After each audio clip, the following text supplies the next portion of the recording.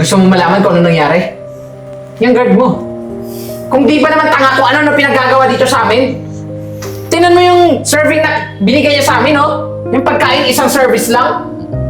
Tsaka yung manok, sir, mukhang galing pa sarap eh. Ano ba naman klaseng restaurant to? Sayang security na yan. Walang respeto. Hindi man lang kami pinaglingkuran dito ng maayos. Alam mo, dapat itrato mo kaming Diyos dito. Kasi nasa mataas kami. Mawalang galang na sir ha. Ang totoo niyan, di naman talaga trabaho ng security yung mag-serve eh. Alam mo, sir. Marami kaming waiter. Alam mo, sir, wala kaming pakialam sa mga waiter ninyo. Wala kaming pakialam kahit ilan pa sila. Ang gusto namin, yung security na yan yung mag-service sa amin. Kasi hindi naman pwede na tatayo-tayo lang siya dyan, walang ginagawa. Sayang naman yung binabayad nyo. Alam niyo, sir, kayo eh, isa pa kayo, hindi rin kayo nag-iisip eh. Ayaw nun. At least, di ba, nagsi-security na siya, nagiging waiter pa. Hindi kayo lugi sa pampasahod nyo sa kanya. Good afternoon, sir.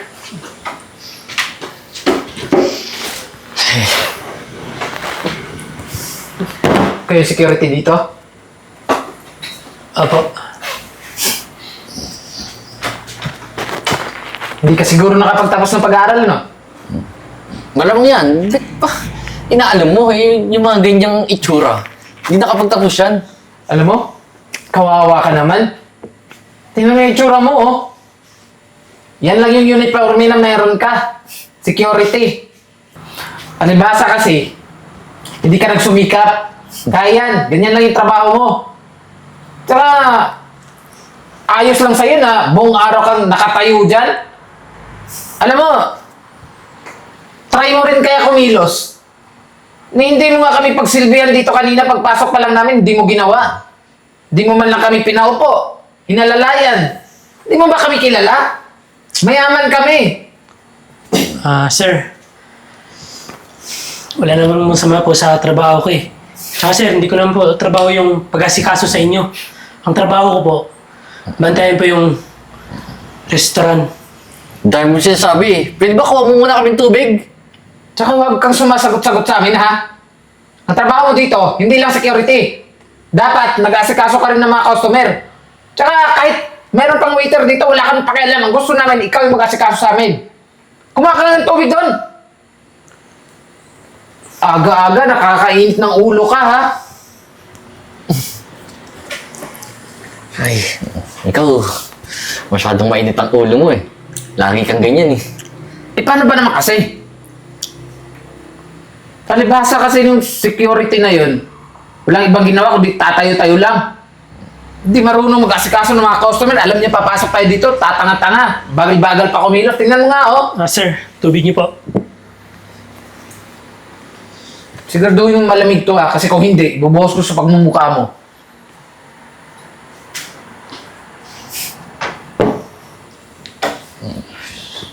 Oh. Ba't nakatayo ka lang dyan? Asan na yung menu? Sir, tawagin ko lang po yung waiter. Bakit tatawagin mo pa? Ikaw nga gusto namin mag-asikaso sa amin eh. Sir, pag may nakapasok po na mga ano po dito, ako pong papagalitan eh. Kasi Alam po mo, ito mabantayan ko yung pinto eh. wala kaming alam. Ano ka ba? Porket security ka, yan lang yung trabaho mo dyan, nakatayo ka lang. Alam mo, dapat, pag may pumasok na customer dito, asikasuhin mo rin. Hindi yung puro pagbati lang yung nalalaman mo. Bigay mo na yung menu. Kunin mo na. Hindi na kailangan. Bigay mo na lang sa amin yung bestseller. Gusto namin ikaw rin magluluto ah. Ano?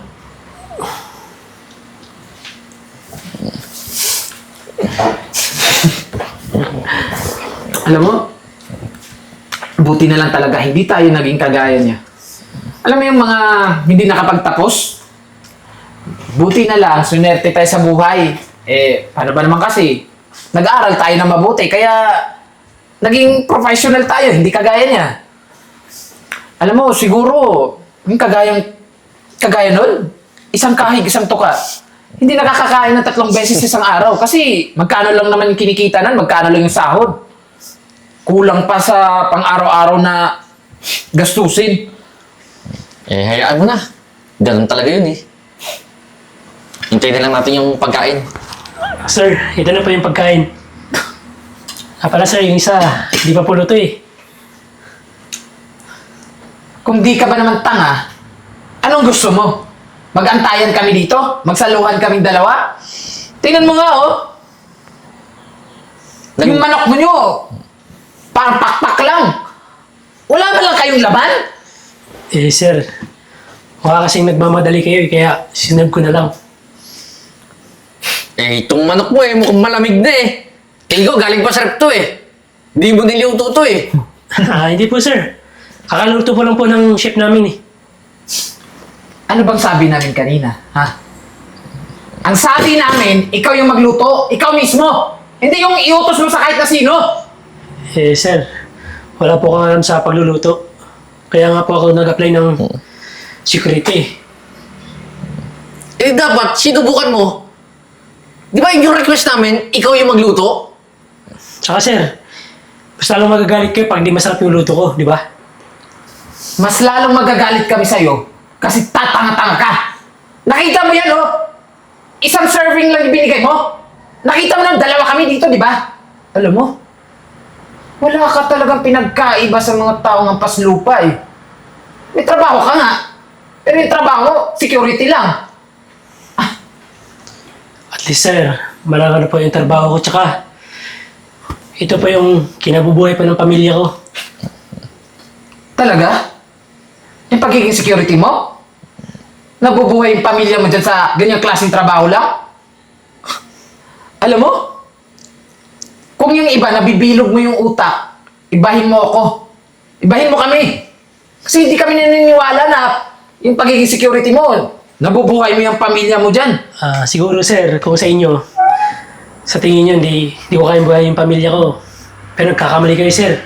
Sapat na po sa akin yung kung anong sinasahod ko ngayon. Kasi po, masaya po kami pamilya. At least buo kami. Masaya? Sa bagay, kayo talaga mga mahihirap. Kontento na naman kayo na nakakakain kayo ng 1 beses sa isang araw eh. Kasi, hindi naman kasi kayo nangangarap na maging mayaman. Kontento na kayo sa anong buhay na meron kayo kahit na wala naman talaga kayong makakain na. Kumakain na lang kayo ng mga kamote eh, tsaka saging eh. Pero tingin ko, sa ganyang ugali, Jay, dapat yan pinapatanggal eh. Nasa ba yung may-ari ng restaurant na to? Alam mo, kakausapin namin yung may-ari ng restaurant na to. At sisiguraduhin ko na mawawalan ka ng trabaho. Eh, sir naman. Eh, ginawa ko naman yung utos niyo eh. Tsaka sir, kung tutusin niya, hindi ko na trabaho yan eh. O Jay, tingnan mo oh, sumasagot pa talaga. Gusto ata ang matanggal talaga dito eh. Alam mo, napipik ko na kami sa'yo eh. Tawagin mo nga yung may-ari ng restaurant na to. Sir, ano po bang nangyayari dito? Gusto mo malaman kung ano nangyari? Yung guard mo. Kung di ba naman tanga kung ano na pinagagawa dito sa amin? Tingnan mo yung serving na binigay niya sa amin, oh. Yung pagkain, isang service lang. Tsaka yung manok, sir, mukhang galing pa sa rep eh. Ano ba namang klaseng restaurant to? Sayang security na yan. Walang respeto. Hindi man lang kami pinaglingkuran dito ng maayos. Alam mo, dapat itrato mo kaming Diyos dito. Kasi nasa mataas kami. Mawalang galang na sir ha. Ang totoo niyan, di naman talaga trabaho ng security yung mag-serve eh. Alam mo, sir. Marami kaming waiter. Alam mo, sir, wala kaming pakialam sa mga waiter ninyo. Wala kaming pakialam kahit ilan pa sila. Ang gusto namin, yung security na yan yung mag-service sa amin. Kasi, hindi naman pwede na tatayo-tayo lang siya dyan, walang ginagawa. Sayang naman yung binabayad nyo. Alam niyo, sir, kayo eh, isa pa kayo, hindi rin kayo nag-iisip eh. Ayaw nun. At least, di ba, nagsi-security na siya, nagiging waiter pa. Hindi kayo lugi sa pampasahod nyo sa kanya. Sir, ulitin ko po ha. Iba po yung trabaho ng waiter at ng security. Tsaka, bakit naman po magtitipid sa binabayad sa mga empleyado ko? ginagawa naman nila yung mga trabaho nila. Sandali nga. Makinig nga kayong dalawa. Di ba customer kami dito? Ang customer, laging tama. At dapat laging nasusunod. Kaya makinig kayong dalawa. Kaya pwede ba, sir? Tanggalin mo na yung security mo? Kasi wala namang ginagawa maganda yan dito sa restaurant nyo eh. Unang-una, sir, hindi lahat ng customer tama. Lalo na yung mga kagaya nyo. At isa pa, itong nilalait-lait nyo, ano ko yan? May-ari ng restaurant yan. Kaya alam naman nag-security yan, kasi nag-aaral ng pulis yan. Nag-practice lang yan dito. Kasi sa absent yung gwardiya na hinar namin.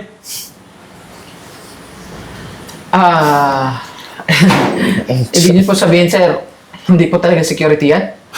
Hindi security yan. Alam ko yan. At malapit na maging pulis yan. Sir,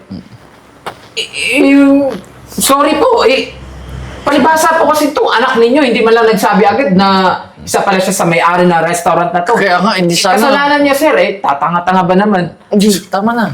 Alam niyo, sir, pwede kayong kasuhan eh. Yung mga ginagawa nyo, labag na huya sa batas. Yung mga lait ng tao, yung mga maliit, sobra ho kayo. Sir, wag naman, wala po kaming pampiyansa, sir, tsaka, ang totoo niyan, wala po talaga kaming pera eh. Kaya, huwag niyo na po kaming sampa ng kaso. Eh, wala naman pala kayong pera. Nanggugulo kayo dito sa restaurant. Tingnan nyo, nakatingin na lahat dito yung mga customer. Pinagtitingilan na tayo. Sir, pasensya na po ah. Ikaw naman kasi masyadong mainitin ulo mo eh. Pinapakalma na kita kanina eh. Sir, sorry po sir, sorry. Prank lang po to. Nagpa-prank lang po kami. Hindi naman po talaga kami nanlalait talaga ng kapwa eh. Katunayan nga yan. Lagi nga po kaming pumupunta ng ganun eh. Alam mo, yung mga katulad nyo, hindi na dapat pinapasok sa restaurant. Grabe yung ginawa nyo eh. Paano lang kung ibang tao yung nilalait nyo? Ha? Sir, pasensya na po talaga. Sir, ganito na lang po. Aalis na lang po kami. Love, anong maalis? Para magtanda kayo at hindi nyo na ulitin yan. Anak, mas mabuti pa. Dali mo sa presinto yung mga yan. Para Sir! magtanda. Sir, huwag naman po, sir. Kahit parusahan nyo na lang po kami, sir. Kami na po maghugas dito, sir. Opo. Kahit 1 week po.